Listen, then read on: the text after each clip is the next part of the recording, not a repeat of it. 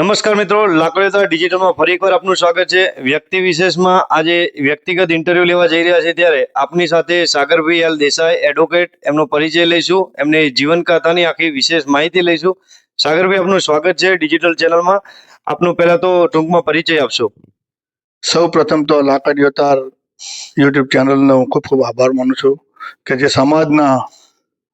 સમાજની બાબતોના એક વાચક તરીકે લોકો સુધી પહોંચાડવા માટે એમણે આજે ચેનલ ચાલુ કરી, એ બદલ એમનો ખૂબ ખૂબ આભાર. મારું નામ Sagarbhai L Desai, advocate and notary. હું નારણપુરા અમદાવાદ ખાતે રહું છું અને મેટ્રો કોર્ટમાં પ્રેક્ટિસ કરું છું અને ભારતીય જનતા પાર્ટી પ્રદેશ બક્ષેપન મોરચામાં મારી પ્રદેશ આયોજકની જવાબદારી છે. જી આભાર સાગરભાઈ.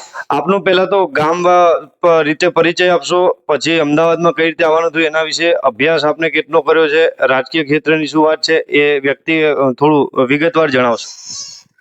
સૌ પ્રથમ તો હું આપને જણાવીશ કે મારા પિતાશ્રી, જેઓના પિતાશ્રી જે મારા દાદા, એમને 3 વર્ષના હતા ત્યારે એક્સપાયર થઈ ગયેલા હતા અને એમાં નાના ભાઈ 1 વર્ષના હતા. ત્યારે મારા દાદીમાં એ બંને બાળકોને લઈ અને એમના પિયરમાં મોટા કર્યા હતા, બનાસકાંઠાના ખીમાણા ગામમાં.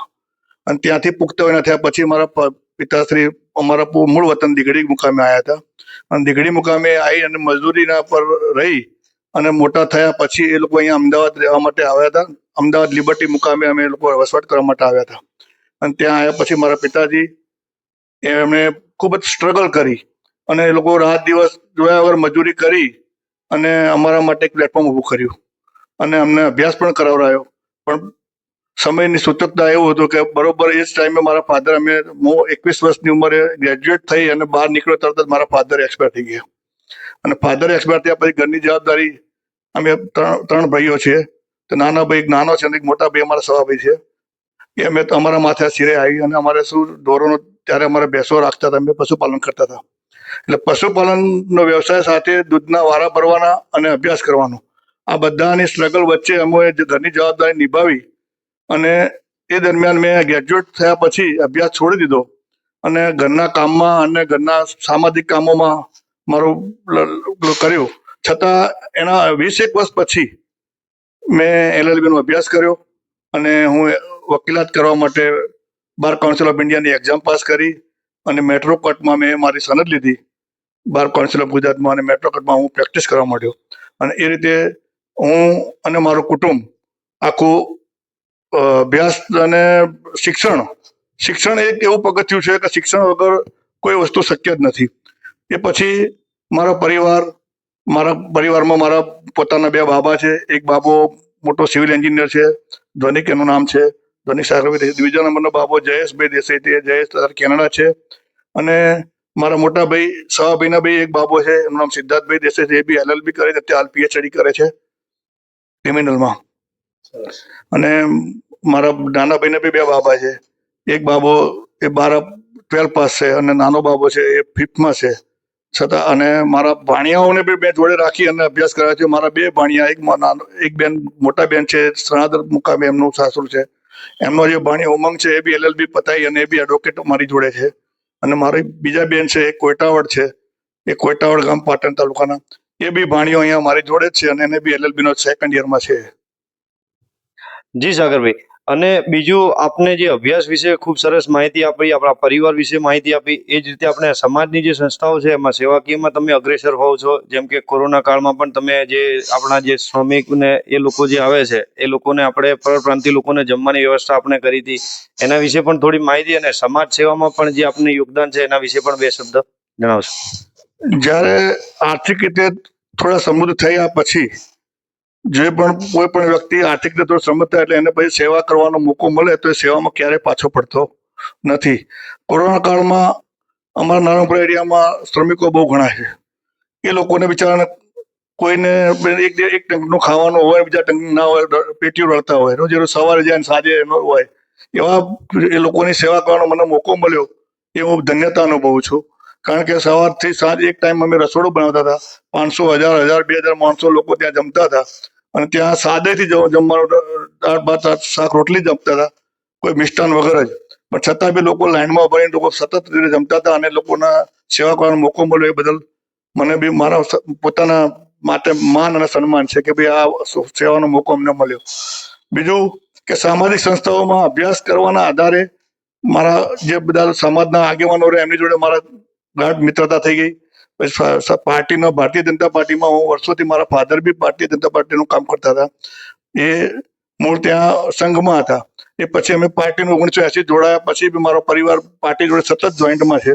અને એ વખતે જ્યારે નાના નાના બૂથો પર કોઈ કાર્યકર ભારતીય જનતા પાર્ટીનો મળતો ન હતો એ ટાઈમે હું બૂથનો કાર્યકર હતો.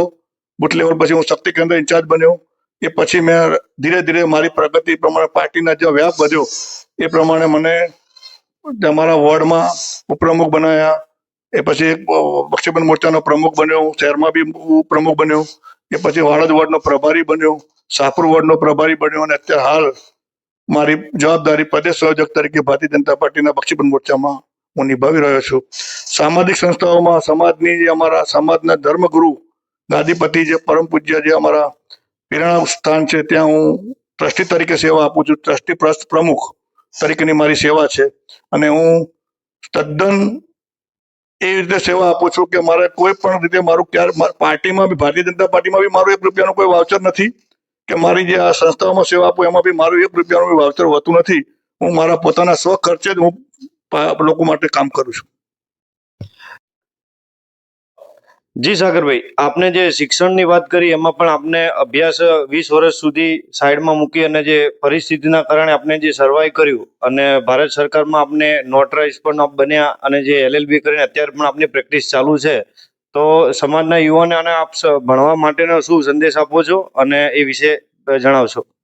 શિક્ષણ એ મૂળ પાયો છે. શિક્ષણ હશે તો કોઈ પણ સ્કિલ ડેવલપમેન્ટ થશે તેને. અને મારો તો આજના યુવાનો જે લોકો સ્પર્ધાત્મક પરીક્ષાની તૈયારી કરી રહ્યા છે, ઘણા લોકો સરકારી જોબમાં લાગી ગયા છે, એ બધાને હું શુભેચ્છા આપું છું. અને નવા જે લોકો તૈયારીઓ કરી રહ્યા એમને પણ હું શુભેચ્છા આપું છું. પણ મારું એવું સતત માનવું છે કે જો તમે શિક્ષણમાં અભ્યાસ સતત ચાલુ રાખશો, વાંચન ચાલુ રાખશો, તો તમને કોઈ પણ બાબતમાં કોઈ પણ સ્કિલમાં તમે કોઈ પણ જવા માટે તમને કોઈ તકલીફ પડશે નહીં. અને એક સરકારી નોકરી તો જેટલા લોકો તૈયારીઓ કરી રહ્યા બધાને તો મળવાની છે જ નહીં, શક્ય જ નથી. પરંતુ એના લીધે શિક્ષણના વ્યાપના લીધે તમે લોકો બીજા કોઈ પણ ધંધા અર્થે કે બિઝનેસમાં તમે સફળ તરીકે રહેશો. કારણ કે મેં 20 વર્ષ પછી LLB કર્યું અને અત્યારે હું એડવોકેસી કરું છું. અને મને સારો એવો મારો આખું ઘર, મારું શિક્ષણમાં મેં અભ્યાસ કર્યો તો મારા પાછળથી મારા બાળકો, મારા આખા ફેમિલીને મેં અભ્યાસ કરાવડાયો. એટલે અભ્યાસ જ, શિક્ષણ જ એક સમાજને આગળ લઈ જવાનું મોટું પરિબળ છે. શિક્ષણ દરેક ઘરમાં, હું તો એવું માનું છું કે દેવું કરીને પણ શિક્ષણ કરજો, છોકરાઓને ભણાવજો. અને છોકરા અભ્યાસ કરશે તો એમને ક્યારે કોઈ બાબતમાં પાછા નહીં પડે, એવું 100%. શિક્ષણ સમાજનો મૂળભૂત પાયો શિક્ષણ જ છે. શિક્ષણ હશે તો સમાજ દરેક ક્ષેત્રે આગળ હરણફાળ ભરી શકશે. જી આભાર સાગરભાઈ. આજ હતા આપની સાથે સાગરભાઈ એડવોકેટ. આપનો ખૂબ ખૂબ આભાર. ફરી મળીશું.